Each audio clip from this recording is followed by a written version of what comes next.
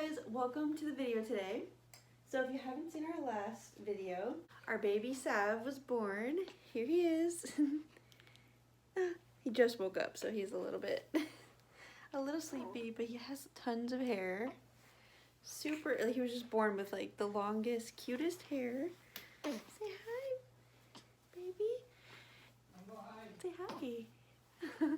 Oh. Well, he's hungry, so I'm gonna feed him during the video, because just so he doesn't get fussy. So, yeah. Anyways, so I'll tell you the whole story about like the whole breastfeeding and all that stuff later. But first, let's just start with the actual what this video is about. Okay, so he's having a bottle right now. So, anyways, so yeah, baby Sav, he is 2.5 weeks old now. He was born on January 12th.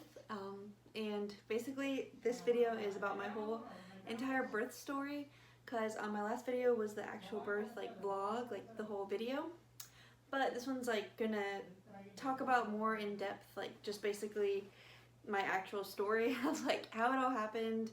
And I mean, there's a lot of things that like we didn't show in the video, obviously, like that's just impossible. You can't film everything when you're at the hospital. So much stuff happens, and it was so crazy, and it was just an experience like kind of what I wasn't expecting, but also I didn't really have like any strong expectations of like what type of birth I wanted. Like I just knew like I was gonna try to like not have a C-section and basically just try to have like a regular like vaginal delivery, and you know, as natural as possible was my goal, but I was open to like getting an epidural if that was like something that, I don't know, basically I was just gonna like kind of see, like wait and see like the level of pain and stuff that I was in. That was honestly like what I was thinking of going into it, and that's why I told all the nurses and doctors and everything. Like I wasn't like planning to get an epidural at first, but I just wanted to see. So okay, so it all started, I came in on a Monday, which was like Monday the 11th. And, okay, so I went in for a normal doctor appointment that I had been going to every Monday, and that day basically the same thing happened to me that day that happened the following Monday, which was that when I went into the doctor, my blood pressure was a little elevated. So yeah, I don't really know what's going on with my blood pressure, but it was like, I mean, I know for a fact that the later part in my pregnancy, I was just like super heavy, just like, oh my gosh, huge. I just felt huge, and my ankles and my legs were getting so swollen. So like, I don't know, I think the blood pressure was just kind of like elevated just for the fact of like all the extra weight from the baby, all the pressure like pushing down on everything, my legs and stuff. Like there was a few days where I just like felt like I couldn't even walk. So I just knew like it was kind of just like, I kind of knew that it was like gonna get to the point that I wasn't gonna make it to 40 weeks. Like I kind of knew that from like ever since I was like 8 to 9 months pregnant. I was just like, okay, I can't do this for over 41 weeks. There's no way. Because like I just felt like the baby was really big. He was born 7 pounds 3 ounces, which right now he's about 7 pounds, like 3 to 4 to 5 ounces. So he's still around his same birth weight, and he doesn't feel that heavy when you're holding him, but like inside the belly, oh my gosh, was just so much weight, because of course all the like the weight from like the placenta and all the amniotic fluid and everything was just like a crazy amount of weight for me. Like I'm a pretty small girl. I'm only like 5'4", and I used to be like very skinny before all this, like really skinnier. So yeah, it was just for me like just too much for my legs to like handle all that. Like I just knew like it was gonna kind of come to the point where either I was just gonna like give birth early, or I didn't think I was gonna have to get induced, but I was kind of like, as a possibility, I kind of knew that it might happen. So basically, since my blood pressure was elevated, they just sent me straight to the hospital yet again, which they had done the week before that. So when I went to the hospital, this time, of course, since I was so close to 39 weeks, they were going to induce me at 39 weeks anyways. Like that's what the doctor had told me. But I was 38 weeks, 5 days at that point. So when I gave birth, I ended up being 38 weeks and 6 days. So I was basically like a day away from 39. So I was close enough. So once I actually got there and my blood pressure was kind of going up and down, it was high at first, and then I relaxed a little bit, and then it went down a little bit, but it was still to the point where it was still just a little bit too high. It was a little concerning to like be that far in pregnancy and to still have it that high. So hey baby. Hold on. But yeah, basically just I kind of knew that I was gonna have to stay. I had a feeling. I didn't want to stay. I wanted to go home.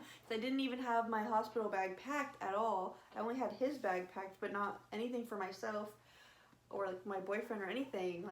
So yeah, I really wanted to be able to go home that night and like maybe come back the next day or something, but they kept me. So that Monday they're like, okay, no, you're staying, you're not leaving. Oh, oh my goodness, that was a big, that was a big burp. Whoa, that was big. Good job. Nice burp. Wow. So yeah, I quickly called my boyfriend once I found out that I had to stay and be induced, and he just got off work right away as soon as he could, and he came to the hospital and he got the keys to the car because he came in an Uber, and then he went home and like packed up as much as he could. Like I kind of wrote him a list of stuff that I thought we would need, and I mean, honestly, he's a guy, so he was kind of overwhelmed with that list, and he was just like, oh yeah, this is too much stuff. But he got basically as much as he could, which wasn't quite everything, but at least I had packed beforehand like the toiletry stuff, like stuff to take a shower. So I was smart that I did that in advance. Like the one thing I did in advance was that. So at least I was able to like have a couple things for the bathroom, you know, and like toothbrush, toothpaste, soap, all that kind of stuff, shampoo. So yeah, he came like a couple hours later, but like during that time when I was just taken from the triage to the labor and delivery room, they were kind of just like checking me in, doing all the paperwork, all this stuff. And I was not at all in labor, like at all. I think I was 3 centimeters dilated, which was good. So at that point they were like, okay, well, like you're at least something, like something happened, even though I was having no contractions or anything. But they put this, I don't know what it was exactly called, but it's something where they like put up kind of like a tampon, and it's like this thing where it basically starts softening your cervix. Yeah, that's what it did. And I think it has to be in there for 12 hours to like soften your cervix. So they put it in at like I think 7 p.m. and I was going to take it out, or they were going to take it out at 7 a.m. So I had it the whole entire night for 12 hours. So during that night, I was able to like eat and do all that kind of stuff, whatever. But little contractions did start because of that little thing they were putting in to induce me. Small contractions, very mild. It kind of felt like period cramps, but worse, like kind of like strong period cramps, like if they would be really bad ones or something. And it was definitely painful, but I was able to like naturally breathe through those by like just kind of like the whole night. I didn't sleep, but I kept like maybe sleeping for like 30-40 minutes, not sleeping, but you know, closing my eyes. Honestly, I was so uncomfortable, and I was hooked up to all those monitors, like the baby there's the contraction monitor, the baby's heart rate monitor. It's all on your belly. Plus I had an IV, and my IV experience was so painful. Oh my gosh, because they put it in this hand and this wrist. I have like a sprained wrist right now. It's still sprained. I don't even know how I'm doing this right now. Seriously, I need help with my wrist. But yeah, they put it in that hand, and I just like was in tears. Like it was hurting so bad because every time I moved my wrist, plus the IV, like little, it was felt like a needle. Oh my god, I just could not deal with it. And I was just like, the one request was, I was like, can you please put it in my left arm? I cannot have it in this arm. And like anything else, like I wasn't like picky about or anything like that. I didn't ask for special stuff, but that I had to, because I just couldn't deal with that type of pain, plus everything else that was going on with labor. So they put my IV into this arm, and then afterwards it was way relieved. Like, I mean, obviously this hand was still hurting, but it felt nothing like it did before, because this one was fine. So like, yeah, every time you had to get up to go to the bathroom, you have to like unhook all the monitors, walk to the bathroom, be like holding a bunch of wires and stuff around you. Oh my god, it was crazy. So much stuff to carry and like bring to the bathroom. And of course I had to go to the bathroom like every hour or two at that point, because like his head was just so pressing on my bladder, so far down. It was just like very uncomfortable. So of course I couldn't sleep. Plus I was having all those like pains, like the mild contraction pains that were just starting. So I kept trying to like do meditations, just visualize a more like me being in a more positive place, like the beach, the ocean, dolphins, animals, like happy stuff like that, flowers. Literally I was visualizing anything I could possibly think of that was positive, and nature and like stuff like that. And that was helping. So the meditations were doing fine. Every time I got a little contraction, I would just do a little meditation, and I would just continue with the getting up, going to the bathroom thing, hooking it back up. The things kept beeping because my blood pressure kept getting high. Oh my god, the nurses had to keep coming in and readjust me. Oh my gosh, it was just, that part was not fun that night. I mean, nothing in the hospital I would say is fun, but I mean, I'm grateful for the experience because at least the baby was born healthy and all that. But yeah, after all that, so like 7 in the morning, after doing all that, she came in and took that little thing out, and I wasn't that far enough along necessarily to, like, I still needed a little bit more induction, I guess. So they, oh, good job, you finished it. Good job. Woo. Good job. You finished your bottle. Okay, so at that point, they had to start Pitocin on me because I wasn't completely like that far along in labor or like that far dilated at that point. I don't even know how far I was at that point, but anyways, maybe like 3 to 4 centimeters or something. So then they started with Pitocin, and then once they did that, they gave me the option of like 2 pain things, which was obviously, one of them was the epidural, and then the second one was to get like some kind of pain medication that goes into your IV, like it's like through the tube. And I was like, oh, that sounds easy, like I already have the IV in me, like I might as well just try it. And once I got the Pitocin, it just started picking up a little bit more, and I was definitely in more pain. So I was like, okay, I'll just do that one first because it's a little bit more of like a natural thing than the, like, you can still walk around once you do that. So I got that, and it was like around lunchtime, I remember, maybe it was like 11 or 12ish, and then because it took a while for them to get that.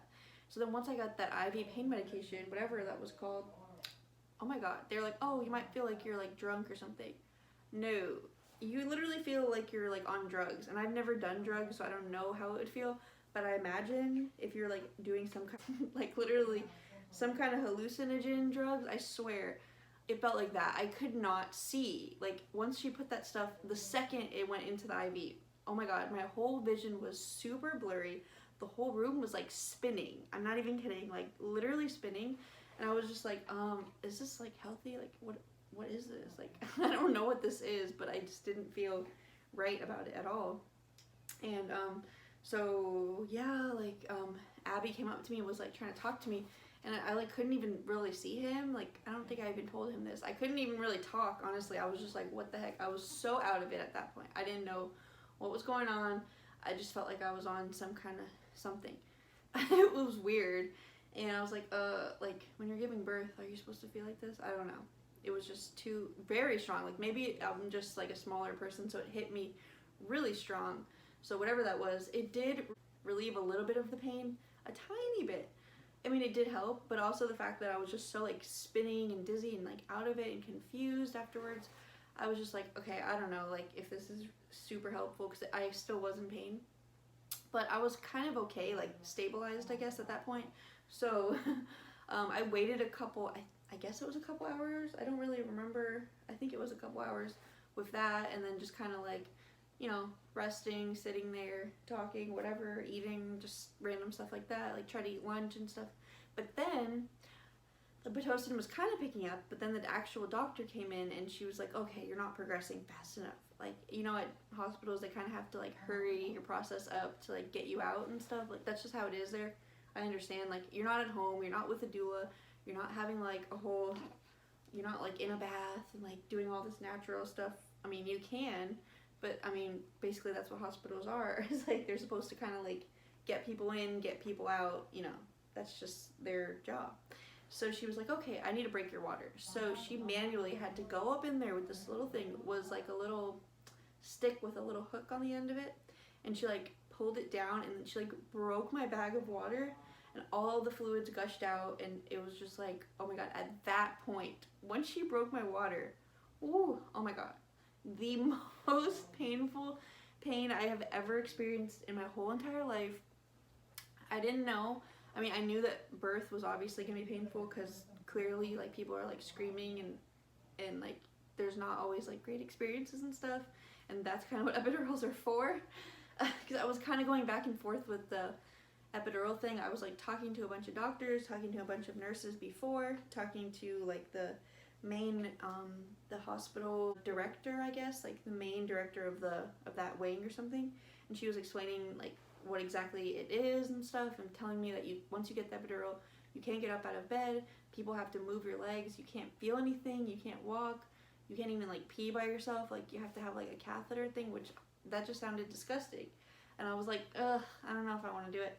But then once she broke my water and I felt those contractions, I was seriously like in tears. I didn't scream, I didn't cry, like I tried not to cry, but tears were coming out because I was holding it back. Like I was trying to be strong and brave and not like start screaming and crying, because I don't know, I just don't like doing that in front of people. I just feel like weird about that. But I was in so much excruciating pain that I just like I couldn't handle it. It was like my whole body was just overwhelmed with pain, every single contraction. And they had been coming so fast apart, like just super, like I didn't even have the break that I had was like a couple, I felt like seconds, maybe it was minutes, I don't know. But honestly, it was just too painful. So I was like, okay, I need the epidural. I can't do this. There's no possible chance that I could do this for that many more hours and feel that. I just, no, because like I was so tensed up and I was not being relaxed. It was just too strong after she broke that water. So I did end up getting an epidural, and they had to like talk to me about it. I had to sign stuff. They had to like explain what it is. And like this whole time I'm just like, come on, can you guys just do it? Like, please, I can't even think about this anymore. I was in so much pain I couldn't think. So finally, when the lady who came in to actually do the epidural, she like had the needle and all that stuff. I didn't even care about the needle. I didn't care what she was doing. She was taping up my back, leaned over. I didn't care about any of it. I didn't feel any of it, because the whole time there was a nurse in front of me. I was holding her hands and I was just crying, and I was just like closing my eyes, and I was just like literally looking down at the ground. Like Abby told me, I wasn't even making eye contact with anyone. I wasn't looking at the nurse. I wasn't looking at him. Like he said he was looking at me. I don't remember him looking at me, and I definitely don't remember looking up at anyone, because it was so painful. I was just like trying to look down, trying to stay calm and focused, and every time I had at least 3 contractions, maybe, I'm not sure exactly, at least 3 though, that I remember during the time that she was actually like putting the epidural in, and like they kept coming, and I was like, okay, another contraction's coming, and then so I was just like trying to close my eyes and squeeze the lady's hand and like try not to cry, even though I was a little bit crying. And I just tried so hard to stay still during it. It was just so difficult. It was the most difficult thing ever. And so whenever she like did the whole thing, I didn't feel that at all. And then it worked instantly right away. The second that I got the epidural, I could not feel my legs, and I couldn't move at all, except of course like your upper body a little bit. But I could not move my legs, and I couldn't feel my feet. I could barely move my toes. I remember at the end I was finally able to get a little bit of feeling in my right leg, like once it wore out a little bit, but I couldn't feel any of the contractions at all. And they kept like, they had a contraction monitor, and they kept telling me, okay, contraction's coming, do you feel that? And I was just like, no, I don't feel that at all, not at all. So yeah, so basically like things really did progress after that. I was like, I think up to 8 centimeters. And then I was like, oh, okay, wow, this is great. Like, he's almost here. So we were like excited. They started doing some practice pushing and then some real pushing. And like they like taught me how to do it, and like, you know, all that stuff. And during that, the whole pushing process, to me it felt I don't really know if it felt that long. I'm not really sure. All I knew is that it was 3 hours, because they had timed it, and it was from like 7 p.m. till 10 p.m. He was born at 10:11 p.m. So from 3 hours, I was just straight up pushing the whole time.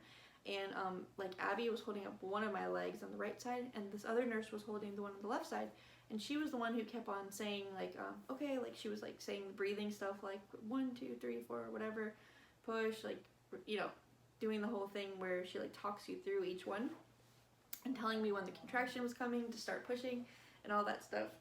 So luckily they were there, and they were like holding up my legs, which I felt like my legs were so heavy because I could not move them whatsoever at all, which was so weird. Like having people do stuff for you is a very weird feeling. I'm not used to that. So I don't know if I really like that part of it. I didn't like. I'm just gonna be honest. Like the whole thing, like where you can't walk around, you can't do different positions until they put you in the positions. They're the ones who basically would like put the little peanut ball and stuff like in between your legs, put you on your side, face you up in the bed so that you could be a little bit more elevated. Like basically all these different positions, all the different birthing positions that they were doing, they were moving me to do those positions. I was not moving myself at all. I couldn't feel anything, which was nice, not being able to feel the pain. I do admit that. It was really nice. So yeah, not being able to feel the pain was nice. That was a good part. So basically I just, yeah, again, as I said, I pushed for 3 hours, and finally, at one point, they're like, oh look, there's so much hair, you can see his head, and I was just like, what, there's hair? I didn't think he would have hair, because, I was completely like bald and like really blonde when I was born, and Abby was also very bald when he was a baby too, so we thought he was going to be a little baldy, but he came out with this much hair, so much hair. Oh, sorry, he's like a floppy little head. So much hair. He's such a cutie pie. So, woo, nice burps. So yeah, they were like, when I was like crowning and stuff, they put a mirror there so I could see. They like put the mirror right in front of the bed, and then I saw the little head with the little brown hair, and I was just like, whoa, okay, that's looks crazy. I do not want to look at that. Even though the mirror was there, like half the time when I was pushing, they're like, look at him, look at him. And I like sometimes looked, sometimes I honestly closed my eyes, because pushing is so hard. It's like a physical workout. It's like worse than doing crunches for 3 hours. It's literally more physical work than that. It's a straight up workout. So I was just like literally just focusing on not passing out, because I felt like I was gonna pass out. I was so tired at that point. I hadn't slept at all. I was so thirsty. They didn't really bring me any cold water with ice, which I kept asking for, but they weren't even bringing me anything like that. I don't know why. Maybe I didn't ask in time or something and it was just too late. But yeah, they were like, I was like taking a couple sips of like some warm water that we had left over. I was so thirsty. I was just so tired, and my neck was, I remember my neck was killing me. They asked me like what I needed that could possibly relieve my pain, and I was just like, oh, can I have like a cold like washcloth or a towel with water so I could like put it on my neck, because my neck was so hot, and I was just, yeah, like basically I kept putting my head back on the bed, and like my neck muscles were killing me. I remember that part. That was really hard. So yeah, after finally once the doctor came in, because he was super close and I was 10 centimeters, she ended up having to do an episiotomy. And of course you don't feel it or care in the moment, you just want the baby to get out healthy and everything, like that's all you care about. But I didn't really know, like once she did the stitches and all, oh my gosh, the healing process after was so painful. But anyways, I'll just get into that later. But okay, this video is getting really long. I'll try to hurry up a little bit. But yeah, basically she like cut and then did the stitches, but right like after she cut and then like after his head came out, he just like flew out, and I felt like such a warm gush of water, and then they like immediately put him on my chest, and I remember him being so warm. It was just like a lot of warm water on my chest basically, and he was crying immediately, like crying so loud. He was such a cutie pie, and he was just like, I was not expecting such a beautiful baby. I just didn't realize like such a beautiful little thing could be like inside of me for all that time. It was just so cute. I just, oh my gosh, like he was just like a little angel. And I just thought he was beautiful. I just couldn't stop staring at how cute he was. And then then Abby like cut the little cord, and they were like, oh, you're free, happy birthday. It was so cute, stuff like that. And then I was just holding him while they were like cleaning him off a little bit, and then they like took him to the side and did all the stuff with the footprints and cleaned him a little bit more, and wrapped him up in a swaddle and stuff like that. And he was still crying the whole time. And then that's when she was taking out all the placenta and all that stuff, and I did not look at that part. Honestly, I was kind of like in a daze, because like all this stuff happened at that point it seemed like it all happened really fast. Once the baby came out, I was just thinking about the baby, and I was only looking at the baby. I wasn't looking at anyone else or thinking of anything else. So I didn't feel any of that stuff going on down there. But but so then okay, that same night, like basically after I gave birth, probably within an hour, I got my feeling back in my legs, and they were able to like take me to the bathroom, and they like help you clean up a little bit and stuff. You don't clean up that much. I really wanted to take a shower, but you can't right away. You have to wait a little bit because of the stitches, and I felt so disgusting. But at least I was able to like change to a different hospital gown, use some wipes and stuff like that. And then they put you in a wheelchair and you just hold the baby, and they take you to the other side, the mother-baby unit, because you're done with the labor and delivery part at that point. So then we went into this room. It was like a small room, very, very small room. And so we went there, and then everything, we just stayed there overnight. And I just remember after that, I was in so much pain from the stitching and all that. Oh my gosh, I did not know. No, I don't know why I wasn't aware of this. I didn't realize what happened after you give birth. Oh my gosh, like you literally bleed for like 3 weeks, like the heaviest period of your life, with like blood clots coming out, nasty stuff happening. Not 3 weeks, I'm exaggerating, but like a week, 2 weeks, like you're just bleeding. And like now I think the bleeding has gone down like a lot, way more. It's not like a period anymore, but still. Oh my gosh, that was crazy. Oh my gosh, I just bled so much, and yeah, there was tons of blood clots, and that was really disturbing to see that, honestly. I wasn't expecting.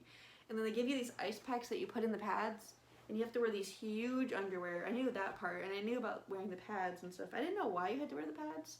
I don't know why I'm that, like, naive, or, like, didn't research or didn't pay attention to those kind of things.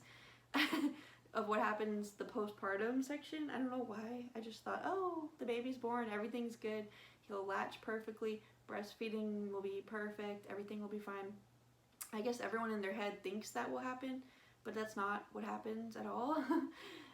But I was just so grateful that he was born healthy. Like that was basically all that. My whole end goal was just to have the baby healthy. So whatever. I mean, all the other painful stuff was totally worth it for him, for sure. 100% worth it. But I do remember all the painful stuff. And sitting down was excruciating pain. Again, I had to sit on the ice packs, spray this stuff on there, use these type of wipes that help, like with witch hazel and stuff like that. You literally have to change your pad like every hour or something. These huge, big, heavy pads. And so everything going on with me was just terribly, terribly painful. I did not feel like a person. I felt like just like a walking zombie, but all I was focusing on was the baby. And then I was trying to do breastfeeding, so that whole entire night we tried every 2 hours, and he would not latch. And still to this day, he only latches if he feels like it, if he wants to. So half the time he gets very frustrated and he's not into it, and he gets more fussy. And a couple times I was so lucky where he actually was like comforted by breastfeeding. But it's just such a rare thing with him so far. I guess he's also very little, so I don't think it's not going to be like that forever. I do have hope that one day it'll be better. But sometimes the nipple shield does help. Sometimes it doesn't. It's just all over the place with that. So breastfeeding is not like a perfect thing where he just perfectly, everything happened great. In the hospital, he didn't at all. And I wasn't producing. I mean, I know you're supposed to produce colostrum or whatever, but I didn't feel that I was producing anything at all. I didn't think that he was getting anything, and I just felt like he was gonna like starve to death. I was so worried about that. And they have little bottles of formula, and I had to like supplement him and give him the formula bottles because I wanted him to get nutrition. Like he just wasn't eating, he wasn't sucking, he was not latching, he was getting fussy. So obviously, like the colostrum would have been more if he was actually like sucking and stuff, but he wasn't. So I was trying to pump and stuff in the hospital. I didn't see anything coming out at that point, but now when I pump, I do see stuff coming out. It's still not that much, but it's way more than it was before. And now it's actually like real milk, so that's good. So that's why I did have to supplement with formula, and we still do, because if it wasn't for like formula, he wouldn't be eating his full amount of food, like ounces per day. So like I'm just hoping, like now I have like an actual real breast pump, like a electric one. So I'm hoping that I'm just gonna continue doing that. It's gonna like stimulate more production, and I can at least like pump and give him the bottles. And then one day, I'm sure when he's a little bit bigger or something, I'm sure he'll want to do breastfeeding. I mean, yeah, I haven't given up yet. He's only 2 weeks old, so I'm at first like in the hospital. I was totally freaking out, crying, being like, "Oh my gosh, I can't provide him milk. I'm a terrible mom." Like, it was so depressing. Like, when you think about that, you can't give your baby food. It's just, it was very emotional. Plus all the pain that you're in with everything going on. Ooh, oh my gosh, being in the hospital the couple days after giving birth, it was nothing magical and beautiful what I expected. It was seriously torture and jail, because you have to eat nasty food. But I did keep ordering like Uber Eats and stuff and Postmates, so at least I got some real food. But the food was disgusting, and then they don't let you leave. So I was discharged as a patient, but he had to stay, and of course we had to stay with him. It's kind of like a NICU, but you're basically, the parents are the ones taking care of him. The nurses don't do anything to help, barely. Like, all they do is come in and check, you know, like the temperature and all the stuff with the baby, like just all the vital stuff. And he ended up having to stay a couple days later for jaundice. I think his bilirubin levels ended up being no more than a 12, so he didn't have severe jaundice, but he did have to stay under the UV light for, so like he was born on Tuesday. I got in there Monday, stayed on Monday night. We left on Friday, so Tuesday, Wednesday. Yeah, he had to stay there for like 2 extra nights, and that was seriously like torture for us, because when he was under the UV light, they had this very thin little mask that was so, like, it was like a piece of gauze with a little black thing, shields for the eyes, but the little gauze thing with a little headband was so loose, and we kept tightening it, but it would not stay on his head. And he's the kind of baby, I mean, I guess all babies are, when he sleeps, he like moves his arms a lot, and he moves his head from side to side a lot. Like, he'll switch head positions and like do different sides. So he was constantly like moving, so we constantly had to monitor him 24/7. We could not, I couldn't sleep. Abby slept a little bit here and there. We kind of took shifts, but when it was my turn to even sleep, I barely could sleep because I was so stressed out that his little blindfold thing would come off, and then his eyes would get exposed to the UV, and it would affect his eyesight, and I was freaking out about that. I didn't want anything bad to happen to his eyesight, so of course we like had to completely just watch him in that little bassinet thing under the UV the whole 2 days that he was there.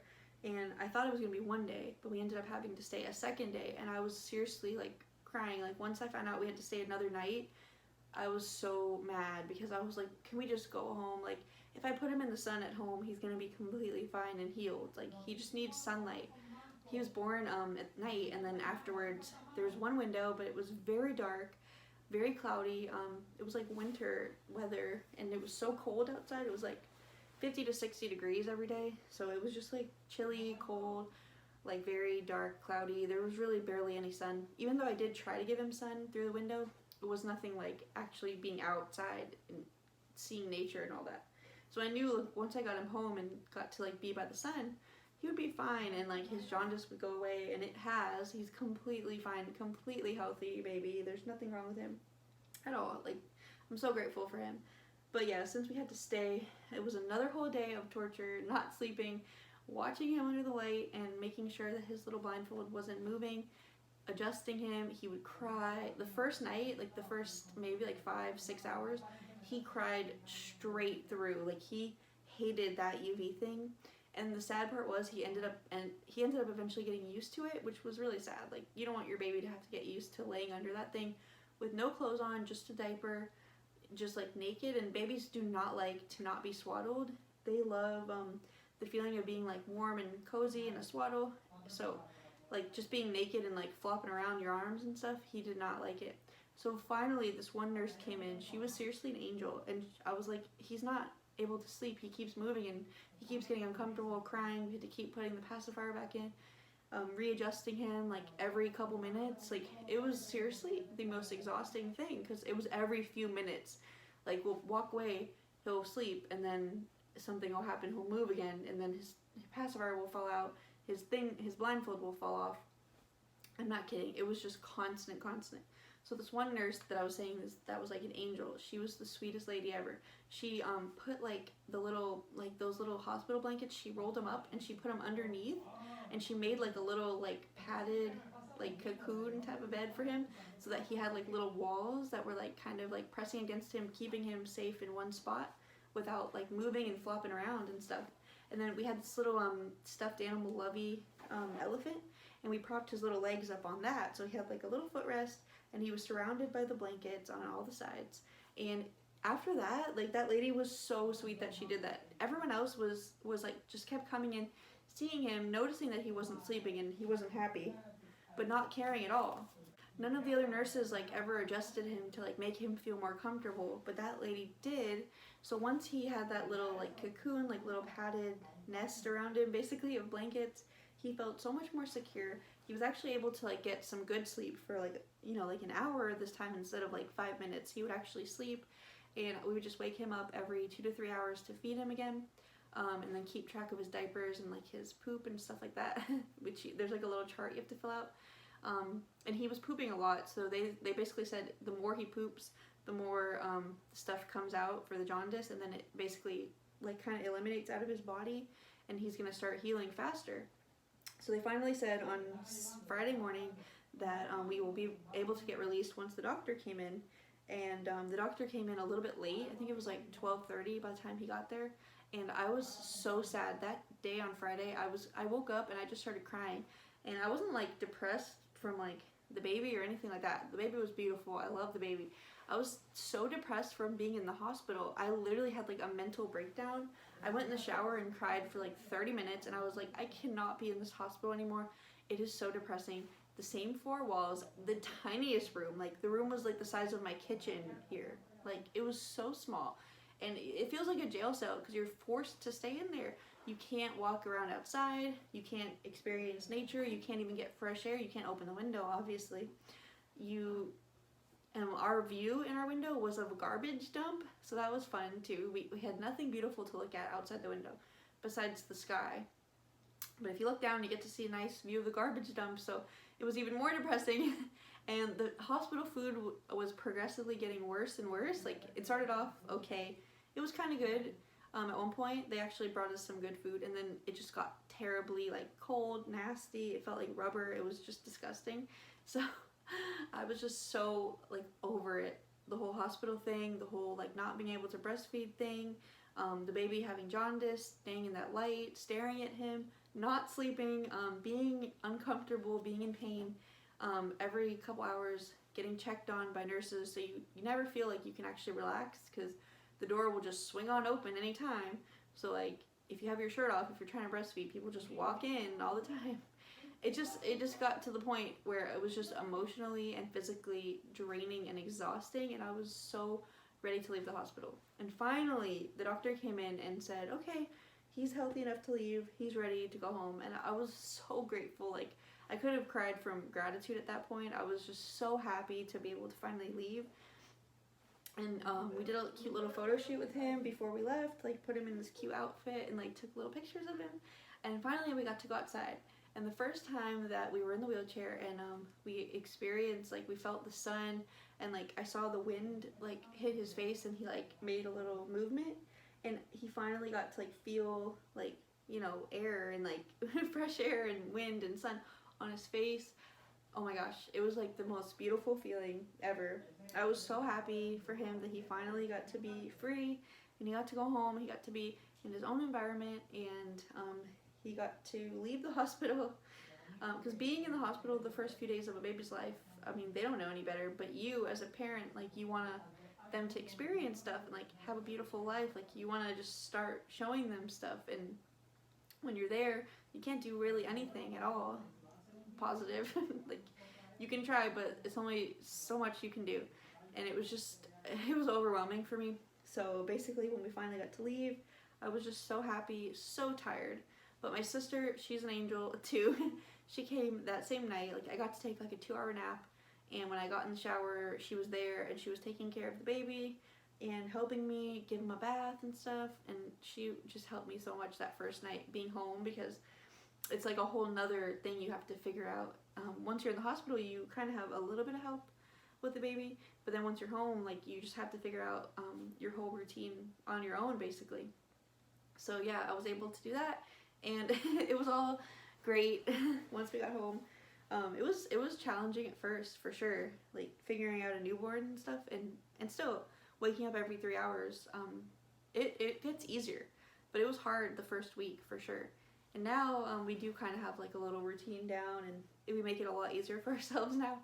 So it's been going a lot better, way better. But yeah, basically I'm just glad to be home. So glad that he's healthy and that he's such a beautiful baby. He's so cute. He's sleeping now.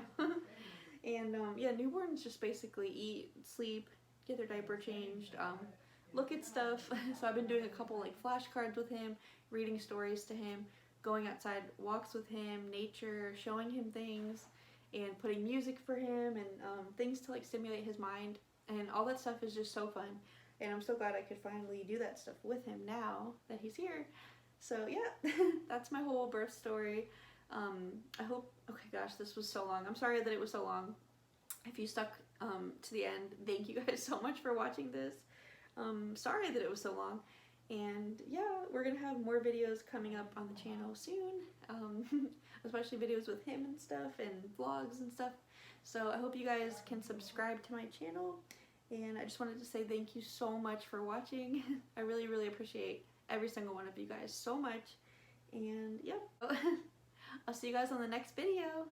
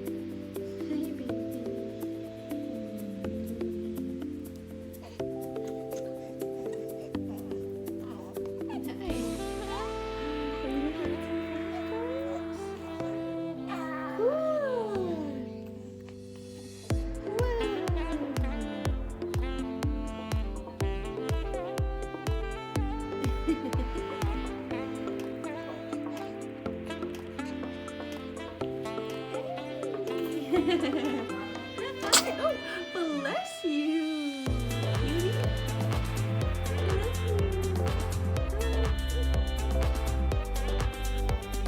Bless you.